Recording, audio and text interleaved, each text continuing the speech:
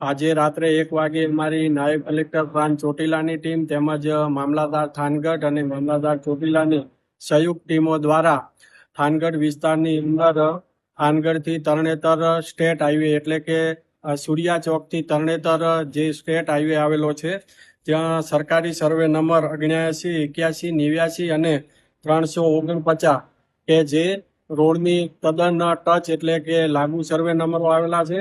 આ સર્વે નંબરો ઉપર ખૂબ જ મોટા પ્રમાણની અંદર કોમર્શિયલ દબાણકર્તાઓ દ્વારા બાંધકામ કરી અને આ દુકાનોનો ખૂબ જ મોટા પાયે અબજા ઉઘરાવીને ઉપયોગ કરવામાં આવતો હતો।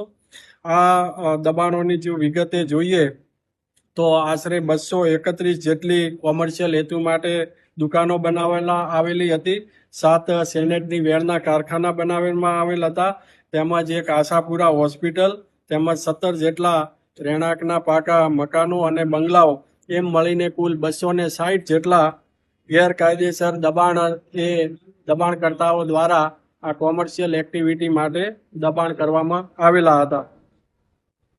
આ જે કોમર્શિયલ જે દબાણો છે એ દબાણકર્તાઓ દ્વારા જુદી જુદી દુકાનો, હોટલો, રેસ્ટોરન્ટો વગેરે બાંધકામ કરી અને અહીંના જે લોકો છે એમને ભાડે આપી અને મોટા પ્રમાણની અંદર ભાડા વસૂલ કરવામાં આવતા હતા। સાથે સાથે અમુક વેચાણ દસ્તાવેજો કરી અને હપ્તા પણ ઉઘરાવવામાં આવતા હતા, જેને ધ્યાને રાખી અને મામલતદાર થાનગઢ દ્વારા આ દબાણકર્તાઓને 61ની નોટિસ આપી સાંભળી, પરંતુ કોઈ પણ જાતના પુરાવા રજૂ ન કરતા આજે આ મેગા ડિમોલેશન છે એની કાર્યવાહી હાથ ધરવામાં આવેલ છે।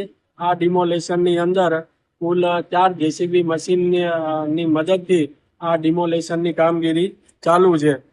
આ સરકારી જમીન છે, કુલ 52 એકર ઉપર દબાણ હતું અને 52 એકર જમીન છે એ 3 દિવસની અંદર આ કાર્યવાહી 3 થી 4 દિવસ ચાલશે।